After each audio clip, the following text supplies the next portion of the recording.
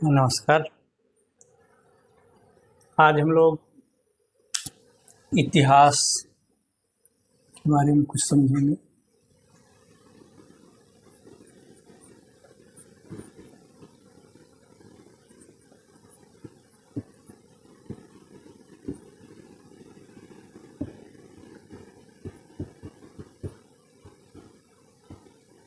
History हम लोग ने जो श्रृंखला शुरू किया था उस श्रृंखला को आगे बढ़ाते हुए एक नए बिंदु पे हम लोग प्रवेश कर रहे हैं। हम लोग आज इतिहास के विषय में कुछ चर्चा करेंगे और इतिहास के बारे में कुछ बताएंगे। इतिहास में शुरुआत कहाँ से किया जाता है। इतिहास जो भारत का इतिहास है, इतिहास में हम भारत का इतिहास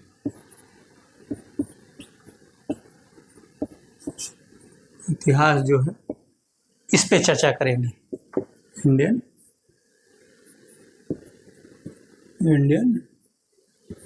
स्टोरी पर चर्चा।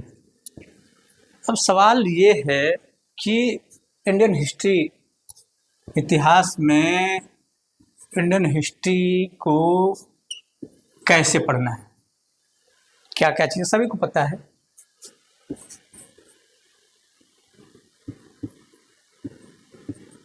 प्राचीन भारत का इतिहास,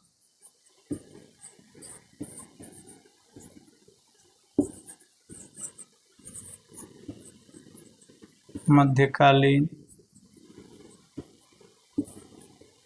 भारत का इतिहास,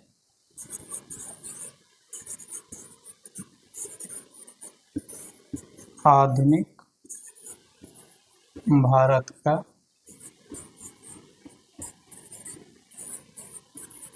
इतिहास। ये है प्रश्न। इसमें ये है कि जो भारत का इतिहास है वो अध्ययन के दृष्टिकोण से 3 भागों में बांट दिया गया।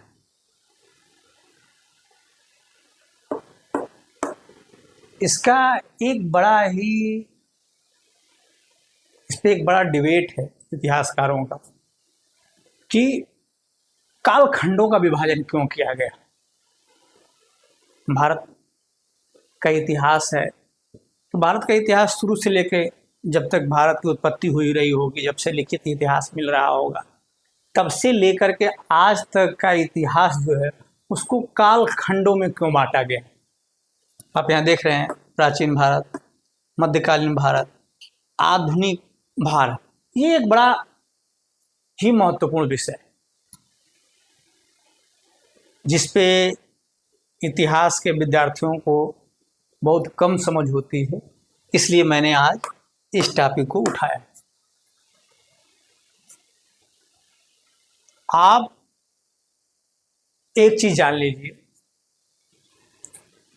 कि भारत के इतिहास लेखन को अगर आप देखेंगे, भारत का जो लिखित इतिहास आप देखेंगे तो आपको ये मिलेगा कि भारत का एक लिखित इतिहास, जो भारत का जो साक्ष्य मिलते हैं, भारत में ऐतिहासिक जो साक्ष्य मिलते हैं, पुरातात्विक जो साक्ष्य मिलते हैं, उस दृष्टिकोणों से अगर देखा जाए तो भारत का कोई लिखित साक्ष्य उतना पुराना नहीं मिलता है। जितनी पुरानी हमारी सभ्यता है, जितनी पुरानी हमारी संस्कृति है, इसकी पहचान हमें पहले से नहीं थी। ये पहचान आप कहिए तो एक दृष्टिकोण से साम्राज्यवादी शासकों, खास करके अंग्रेजों की देन। मैं इसलिए अंग्रेजों की देन कर रहा हूँ कि हमें नॉलेज नहीं था कि हमारी सभ्यता और संस्कृति विश्व की सभ्यता और संस्कृति से पुरानी है। अभी तक हम यही जान रहे थे कि रोम और यूनान की सभ्यता विश्व की सबसे ज़्यादा, मेसोपोटामिया की सभ्यता विश्व की सबसे ज़्यादा पुरानी सभ्यता है। लेकिन जब ब्रिटिश साम्राज्य का फैलाव भारत में हुआ, अंग्रेज भारत में आए, तो वो व्यापारिक दृष्टिकोण को बढ़ावा देने के लिए, कच्चे माल को प्राप्त करने के लिए भारत के जगह जगह अपने रेल का विस्तार करना शुरू किया। और उस दृष्टिकोण में कुछ जगह खुदाइयां हुई और उसमें कुछ प्राचीनतम साक्ष्य मिले जो हड़प्पा सभ्यता है, मार्शल और के द्वारा खुदाई की गई और देखा गया कि जो ये साक्ष्य मिल रहे हैं किसी सभ्यता का, नगरी सभ्यता का, वो प्राचीनतम सभ्यता का है, एक पहचान दे रहे। जब उसका कार्बन डेटिंग निकाली गई तो ये पता चला कि ये जो साक्ष्य हैं, ये जो नगर है, इसके जो साक्ष्य हैं, ये तो मेसोपोटामिया, यूनान और रोम की सभ्यता से भी पुरानी सभ्यता है, हजारों हजार साल पहले की सभ्यता है। और जब उस जगह की खुदाई की गई तो ये पाया गया कि ये सभ्यता एक नगरी सभ्यता थी जिसका अब पतन हो गया है। तो ये एक दृष्टिकोण रहा और तब लोगों को पता चलने लगा, ये चीजें इंग्लैंड में छपी और धीरे धीरे ये पूरे विश्व में फैले कि भारत एक प्राचीन संस्कृति है और भारत की संस्कृति सबसे प्राचीन सभ्यता, विश्व के सबसे प्राचीन सभ्यताओं में से एक है और विकसित सभ्यताओं में से एक। ग्रामीण सभ्यता नहीं, नगरीय सभ्यता थी। तो ये एक बड़ा दृष्टिकोण सामने आया। अब प्रश्न ये उठता है कि ये विभाजन क्यों किया गया? क्योंकि इंग्लैंड के लोग भारत को उपनिवेश बनाना चाहते थे, बना रहे थे, अपना चाहते क्या थे, बना लिए थे। अब चूंकि आपके ऊपर शासन करना है तो अपने आप को श्रेष्ठ दिखाना है,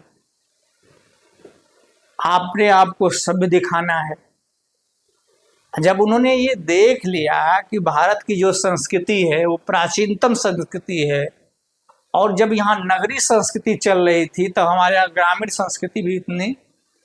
संस्कृति भी नहीं पूरे व्यवस्थित रूप से चल रही थी। नगरों का कंसेप्ट ही छोड़ दीजिए, हड़प्पा, मोहनजोदड़ो, धौलावीरा, ऐसे नगर तो वहां थे ही नहीं। तो आप श्रेष्ठ किस मायने में हुए? आप ऐतिहासिक रूप से कैसे श्रेष्ठ हुए? आप अपने को श्रेष्ठ बताएंगे, कैसे बताएंगे? तो उनको ये दिखाना था कि जो भारत का इतिहास उनको अब जो लिख रहे थे वो साम्राज्यवादी इतिहासकार, उन्होंने दिखाना था कि जो प्राचीन सभ्यता थी वो भारत की कुछ ठीक थी, मध्यकालीन सभ्यता और खराब थी, और हमारी जो सभ्यता थी इन दोनों सभ्यताओं से जब हम आ गए तो भारत में आधुनिकता आ गई और ये दोनों सभ्यताओं से बेहतर थी। हमने इनको एक सभ्यता और आकार दिया ताकि इनकी महत्ता बरकरार रहे और जो औपनिवेशिक दिमाग इनका था वो भारतीयों पे कायम रह सके, और इसलिए इन कालखंडों का विभाजन किया। अधिकांश आप देखेंगे जो भारतीय इतिहासकार हैं, जो राष्ट्रवादी इतिहासकार हैं, इस काल विभाजन को सही नहीं मानते। जेम्स मिल का विभाजन किया हुआ है। मिल ने अपने साम्राज्यवादी दृष्टिकोण को स्थापित करने के लिए भारत का इतिहास लिखा और उस भारत के इतिहास में इन कालखंडों का विभाजन किया। तो कालखंड का जो एक बात है वो औपनिवेशिक देन है, क्योंकि भारत देश के रूप में उत्पन्न हुआ होगा।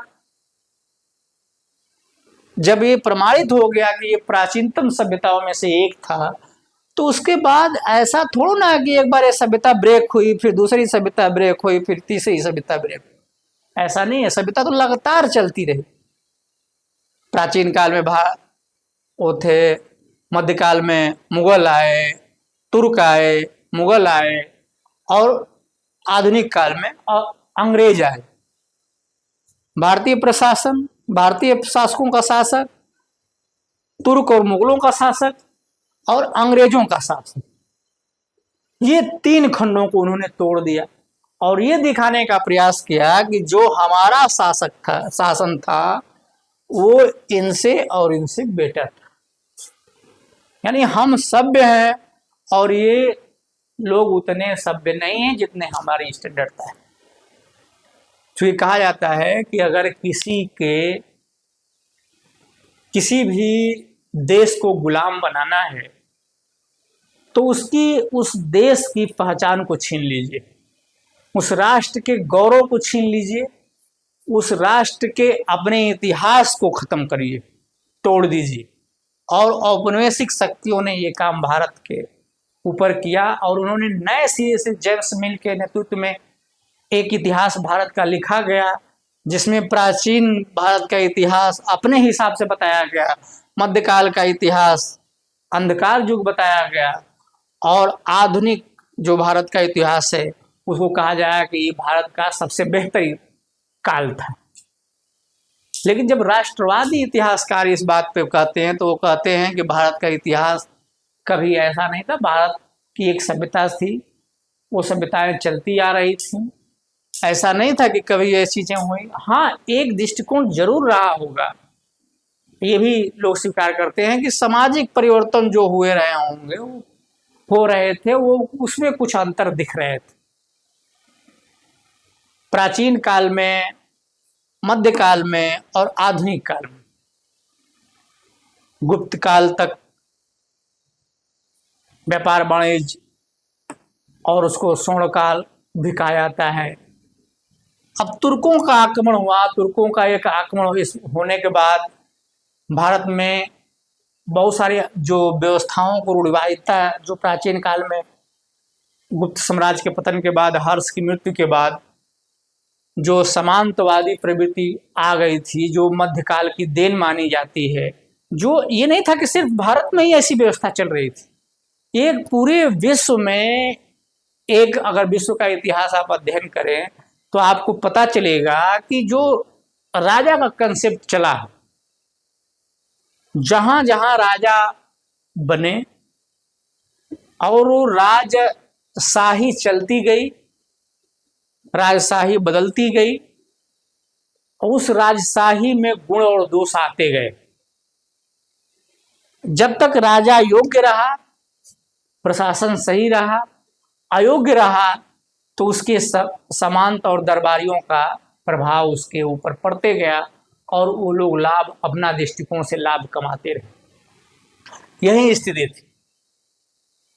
पूरे विश्व में एक ऐसी व्यवस्था थी 7वीं 8वीं शताब्दी में कि एक सामंतवादी प्रवृत्ति की उत्पत्ति हो गई थी, और ये ऐसे लोग थे जो अपने आप को राजा की तरह बना लिए थे।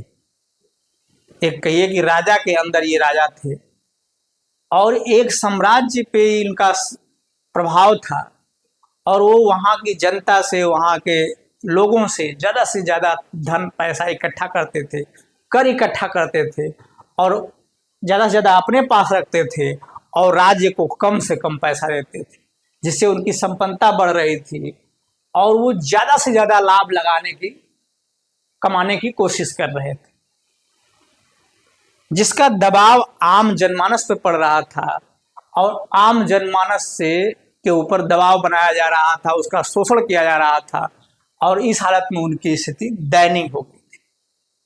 राज्य छोटे छोटे बट गए थे, तो राजनीतिक जो एकता थी, जो भारत की राजनीतिक अखंडता थी, वो प्रभावित हो गई थी। शासक कमजोर हो गए थे, क्षेत्रीय शक्तियों का विस्तार होने लगा था, छोटे छोटे राज्यों का विस्तार होने लगा था, सामंतीय प्रथाओं का विस्तार होने लगा था, सामंत मजबूत होने लगे थे, राजा कमजोर होने लगे थे।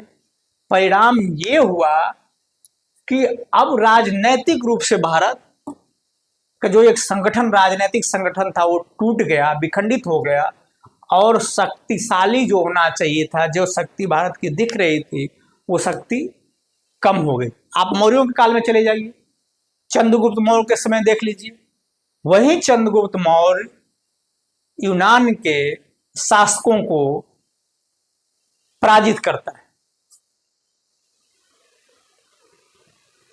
और कहा जाता है कि सेल्यूकस की लड़की से शादी करता है पराजित होने के बाद। तो आप ये कह सकते हैं कि जब राजनीतिक विखंडन हुआ, तो जाहिर सी बात है, जब तुर्कों का भारत पे आक्रमण हुआ तो राजनीतिक विखंडन आपको देखने को मिला।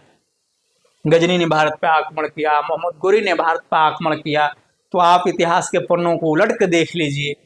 बाबर ने भारत पे आक्रमण किया, आप इतिहास के पन्नों को उलट के देख लीजिए कि वही राजा, जो वही सामंत जो यहाँ पे शासन कर रहे थे, एक राजा के खिलाफ आक्रांताओं को समर्थन दे रहे थे और उनको अपने मनोबल मजबूत करने की शक्ति प्रदान कर रहे थे, दूत के रूप में उनको काम कर रहे थे। और परिणाम ये हो रहा था कि आपसी द्वेष ने इन सबको प्रभावित किया और उनके खुद के अपने साम्राज्य छिन गए और वो राजा से रंग हो गए।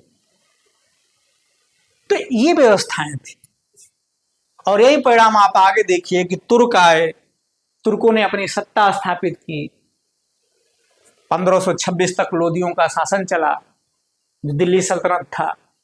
बाबर का आक्रमण हुआ 1526 में और लोदी पराजित हुए, राणा संगा ने उनका सहयोग दिया, और लोदी के जो इब्राहिम लोदी के चाचा थे दौलत खां लोदी, उन्होंने बाबर का सहयोग किया, और परिणाम दिल्ली सल्तनत का पतन हुआ और बाबर भारत आया, और भारत में मुगलिया सल्तनत की स्थापना हुई, और मुगलिया सल्तनत प्लासी के युद्ध तक चलती रही। 1857 के विद्रोह तक तो मुगल साम्राज्य वास्तविक रूप से शासन करता रहा, छोटा ही उसका साम्राज्य था, दिल्ली से पालन तक कहा जाता था। लेकिन ये स्थिति थी कि एक प्रतीकात्मक रूप से वो भारत का साम्राज्य था। 1857 में बहादुर शाह को भारत का साम्राज्य घोषित कर दिया गया था, और ये मान लिया गया था कि ये भारत का सम्राट है, बादशाह है। और आप देखिए कि प्लासी का युद्ध होता है, अंग्रेज प्लासी के युद्ध में जीतते हैं और अपनी पूर्ण रूप से अपनी सत्ता धीरे धीरे बंगाल पे कायम करते हैं, और जैसे जैसे इनका शक्ति मजबूत होती जाती है, भारत के संसाधनों पे कब्जा करते जाते हैं, वैसे वैसे पूरे भारत पे उनका साम्राज्य कायम हो जाता है। फिर वही चीज आ रही है, अंग्रेज भी भारत आए, अंग्रेज के भी सफल होने के पीछे यही चीज कारण पड़ा कि जो शक्तियां थी, जो राजनीतिक शक्तियां थी, वो कमजोर हो रही थी, आपसी प्रतिद्वंदता का वजह बनी। क्योंकि मुगलिया सल्तनत के बाद, मुगलिया सल्तनत जब कमजोर होने लगा, तो जो क्षेत्रीय शक्तियां थी वो अपने आप को प्रबल मजबूत करने लगी, विखंडित होने लगी, और वो छोटे छोटे राज्यों में सिमट गई, और अंततः ये हुआ कि बंगाल प्रांत इनके कब्जे में आया, उड़ीसा आया, धीरे धीरे सब प्रांत उनके कब्जे में आते चले गए, और पूरे भारत पे ब्रिटिश साम्राज्य का कब्जा हो गया। अब प्रश्न ये उठता है कि जब ब्रिटिश आए तो उन्होंने भारत का इतिहास को पलट दिया, क्यों अपने हिसाब से इतिहास लिख दिया, जो हम लोग पहले शुरू किए थे चर्चा। तो ये इतिहास बताने के पीछे एक कारण हम बताना चाहते थे कि ये कारण रहे। अब दूसरी चीज इस पे हम बता रहे हैं कि क्यों पलट दिया, क्यों लिखना शुरू कर दिया इतिहास, हमारा इतिहास उन्होंने अपने दृष्टिकोण से क्यों लिखा। वो यही बताने के लिए लिखे कि आप ये जान लीजिए कि हम लोगों की जो स्थिति है आपसे बेहतर है, हम लोग एक कल्चराइज हमारा इतिहास रहा है, और आप लोग अनकल्चर्ड रहे हैं, आप लोगों के ऊपर किसी ने शासन किया है और आपका शोषण हमेशा होता रहा है।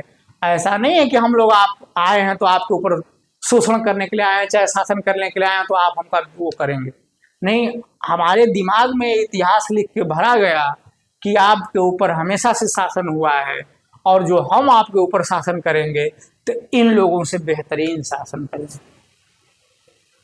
ताकि भारतीय जनमानस के दिमाग में ये पूरी तरह बैठ जाए कि ये लोग अभी तक जिन लोग हमारे ऊपर शासन कर रहे थे उनसे ये लोग बेहतर हैं और ये हमारे लिए अच्छे हैं, ताकि हमारी सभ्यता के खिलाफ, हमारे साम्राज्य के खिलाफ, हमारे औपनिवेशिक के खिलाफ इनकी बगावत नहीं स्टार्ट हो जाए। और यही कारण है कि जब आप देखेंगे कि जब ब्रिटिश भारत पे आए, राजनीतिक रूप से वो सफल होते गए, क्योंकि वो भारत में व्यापार करने के लिए आए थे, उपनिवेश स्थापित किए। और आप जब ब्रिटेन का इतिहास पढ़ेंगे तो आप देखेंगे कि औद्योगिक क्रांति होने के बाद यूरोप में माल जो होते थे, जो मशीनों का उत्पादन हो गया, तो बहुत ज्यादा माल उत्पादित होने लगे, मशीनों के द्वारा बड़ी तेजी से उत्पादन किया जाने लगा। अब ये स्थिति ये थी कि यूरोप में वाणिज्यिक क्रांति, औद्योगिक क्रांति हो गई, तो यूरोप के अधिकांश राज्य इससे लाभान्वित हुए, सभी जगह मशीनों का प्रयोग होने लगा, कार्य में प्रगति हुई, उत्पादन में बढ़ोतरी हुई। अब प्रश्न ये था कि अपने सामान को बेचने के लिए मार्केट कहां से ढूंढा जाए, अपने उत्पादित सामान को बेचा कहां जाए, और सामान बनाने के लिए जो हमें मटेरियल चाहिए, जो कच्चे मटेरियल चाहिए, उसको कहां से लाया जाए। अब बस एक होड़ शुरू हुई सामानों को बेचने के लिए और कच्चे माल को प्राप्त करने के लिए। और इसी होड़ ने औद्योगिक क्रांति के बाद वाणिज्यिक क्रांति को जन्म दिया। वाणिज्यिक क्रांति का मतलब कि व्यापार और वाणिज्य को बढ़ावा देने का काम किया। तो आप एक क्रम जानते रहिएगा कि औद्योगिक क्रांति के बाद वाणिज्यिक क्रांति यूरोप में होती है। और वाणिज्यिक क्रांति इसीलिए होती है कि जो औद्योगिक क्रांति के बाद जो उत्पादन हो रहे हैं, जो सामान तैयार हो रहे हैं, उस सामान को एक मार्केट, विश्व के मार्केट में बेचा जाए। और ज्यादा से ज्यादा सामान उत्पादन करने के लिए कच्चे माल की जरूरत है। वो ब्रिटेन में और यूरोपीय देशों में से अगर नहीं पूरा हो पा रहा है तो अफ्रीका, अन्य देश, अमेरिका, भारत, अन्य जगहों से उसको लाया जाए और विश्व के तमाम देशों को अपना मार्केट बनाया जाए। और वो मार्केट बनाने की होड़ ने ही उपनिवेशवाद को जन्म दिया। उपनिवेशवाद एक तरह से साम्राज्यवाद का ही एक रूप था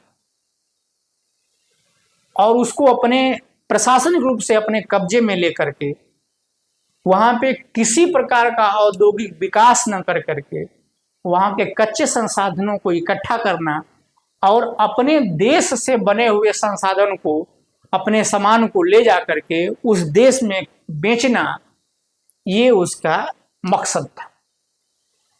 और उसका परिणाम हम देखते चले गए कि जब वाणिज्यिक औद्योगिक क्रांति हुई, वाणिज्यिक क्रांति हुई, इसका परिणाम ये हुआ कि यूरोप एक हब बन गया, आर्थिक लाभ कमाने का हब बन गया, जिसकी रेस में ब्रिटेन सबसे आगे था। और इस दौर में ब्रिटेन विश्व की सबसे शक्तिशाली देशों में से एक देश हो गया। ब्रिटेन के उपनिवेश पूरे विश्व में सबसे ज्यादा थे और सबसे महत्वपूर्ण जगहों पे ब्रिटेन के ही उपनिवेश। कारण क्या था कि अन्य महाद्वीपों में जाने के लिए, विश्व के अन्य महाद्वीप में अगर आपको जाना है तो जल मार्ग ही आपके पास एक साधन थे। और ब्रिटेन की नौशक्ति उस समय सबसे मजबूत नौशक्ति थी। तो यूरोप में जब वाणिज्यिक क्रांति की होड़ लगी तो उस होड़ में ब्रिटेन की नौशक्ति ने अन्य यूरोपीय राष्ट्रों को पराजित करके उनसे आगे निकली और विश्व के तमाम महाद्वीपों में अपना उपनिवेश स्थापित किया। उस उपनिवेशों में से भारत भी उनका एक उपनिवेश था, जो उनके लिए एक बड़ा मार्केट था उनके सामानों के लिए। और भारत एक कच्चे माल का पर्याप्त संसाधन था उनके लिए। आप देखते हैं जब ब्रिटेन की शक्ति, जब उपनिवेशिक शक्तियां भारत में आई तो अपना वो माल शुरुआत में बेचने की कोशिश किए, तो उन्होंने देखा कि भारत में कोई लोग इंटरेस्टेड ही नहीं है उनका सामान खरीदने के लिए। तो उन्होंने अर्थशास्त्रियों की, विशेषज्ञों की एक टीम बैठाई जिन्होंने अध्ययन किया और ये बताया कि आखिर में ऐसा क्यों हो रहा है। तो जब आप किसी भी देश का अध्ययन करेंगे, किसी भी देश के बारे में जानेंगे, तो उस देश के इतिहास को जाने बिना आप कुछ नहीं जान पाएंगे। आप उस देश का इतिहास देखेंगे, उस देश का भूगोल देखेंगे, और तब आप उस देश के बारे में कुछ बताने की स्थिति में होंगे।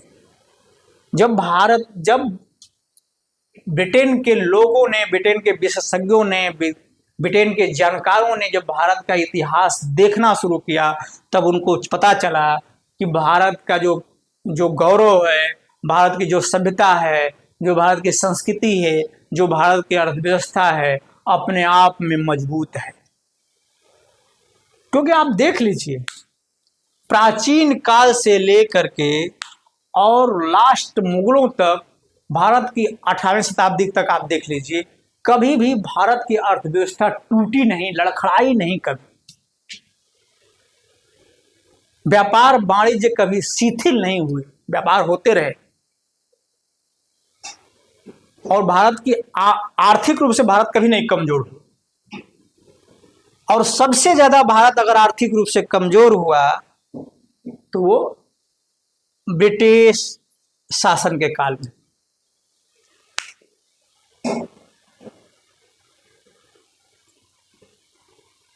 बहुत सारे अर्थशास्त्री इसके बारे में कहे हैं, इस चीजों को बताए हैं।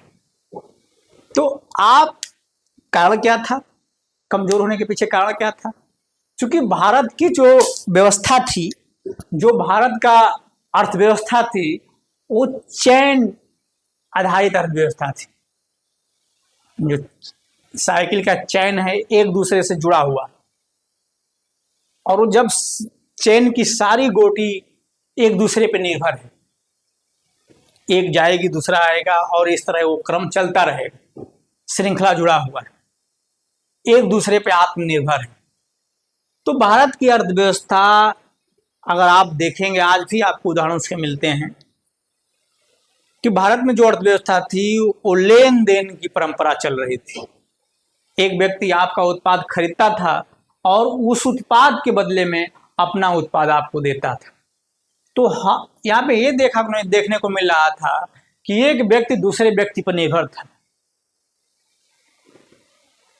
तो आंतरिक जो लेन देन की परंपरा थी वो चेन पे टिकी हुई थी, जो कभी टूट ही नहीं सकती थी। क्योंकि हम दूसरे की आवश्यकता को पूर्ति कर रहे थे, वो हमारी आवश्यकता को पूर्ति कर रहा था, तीसरे की आवश्यकता को पूर्ति कर रहा था, चौथा उसकी आवश्यकता को पूर्ति कर रहा था। और ये श्रृंखला प्राचीन काल से अंग्रेजों के आगमन तक चलती आ रही थी। और यही कारण था कि भारत का बाह्य व्यापार और आंतरिक व्यापार दोनों फैले हुए थे। आर्थिक रूप से भारत संपन्न था, और इसीलिए इसको सोने की चिड़िया भी कहा जाता है। क्योंकि मैं अपने कई बार आप लोगों को मैं बता चुका हूं कि कोई भी राष्ट्र का व्यापार वाणिज्य जितना सुदृढ़ रहेगा, वो राष्ट्र उतना ही संपन्न रहेगा। ब्रिटेन जब संपन्नता के दृष्टिकोण में आगे हुआ, इंग्लैंड संपन्नता के दृष्टिकोण में आगे हुआ औद्योगिक क्रांति के बाद, तो उसके पास विश्व के सबसे ज्यादा उपनिवेश उसके पास थे। इसलिए ब्रिटेन आर्थिक रूप से सबसे संपन्न देश। संयुक्त राष्ट्र अमेरिका के उत्पत्ति के और अमेरिका के विस्तार के बाद, जब अमेरिका विश्व की अर्थव्यवस्था बन गया, तब जाके इंग्लैंड का प्रभाव कम हुआ। क्योंकि इंग्लैंड के ही लोग अमेरिका को नया अमेरिका बनाने में योगदान दिए थे, और वो इंग्लैंड से ही कंसेप्ट लेके अमेरिका में गए थे, और धीरे धीरे वही अमेरिका इंग्लैंड के कदमों पे चलना शुरू किया, और व्यापार वाणिज्य में वो धीरे धीरे अपने को स्थापित किया, और धीरे धीरे अर्थव्यवस्था उसकी मजबूत होती चली गई। और वो चूंकि बड़ा जनसंख्या का एक क्षेत्रफल था, और उसका परिणाम ये हुआ कि वो आज के दृष्टिकोण में विश्व की सबसे बड़ी अर्थव्यवस्था है। तो ये एक कारण था। तो भारत का इतिहास लिखे जाने के पीछे एक मकसद जो बताया जा रहा है इसको भी तोड़ना था। जब विशेषज्ञों की कमेटी आई जिस पे हम चर्चा कर रहे थे, तो उस कमेटी ने बताया कि भारत की ये परंपरागत जो जो व्यवस्थाएं हैं, जब तक इनको नहीं तोड़ा जाएगा तब तक भारत पे शासन करना, इसकी अर्थव्यवस्था को तोड़ पाना, भारत में अपने व्यापार वाणिज्य को स्थापित कर पाना संभव नहीं है। और इसीलिए इसको तोड़ने के लिए भारत का इतिहास लिखा गया और ये बताया गया कि आपका इतिहास ऐसे था। भारत में अपनी शिक्षा लागू की गई, अपनी व्यवस्था लागू की गई और परिणाम उसका आप देखते हैं। पूरे इंग्लैंड, पूरे ब्रिटिश शासन के काल में आप देख लीजिए कि उन्होंने कहीं भी भारत में अपने उद्योग नहीं स्थापित किए। विश्व के किसी भी उपनिवेशिक देशों में उन्होंने अपना उद्योग नहीं स्थापित किया। जहां ब्रिटेन के लोग खुद रहते थे वहीं पे उनके उद्योग स्थापित हुए। और यही कारण था कि उन्होंने भारत के कोने कोने से कच्चा माल इकट्ठा करना शुरू किया और उसको इकट्ठा करके नदियों के किनारे, तालाबों के किनारे से लेकर के नदियों के किनारे तक रास्ता बनाए और नदियों के रास्ते, समुद्र के रास्ते उसको इंग्लैंड पहुंचाते थे। और आपके यहाँ से कच्चा माल खरीद के ले गए अधिक से अधिक दामों में।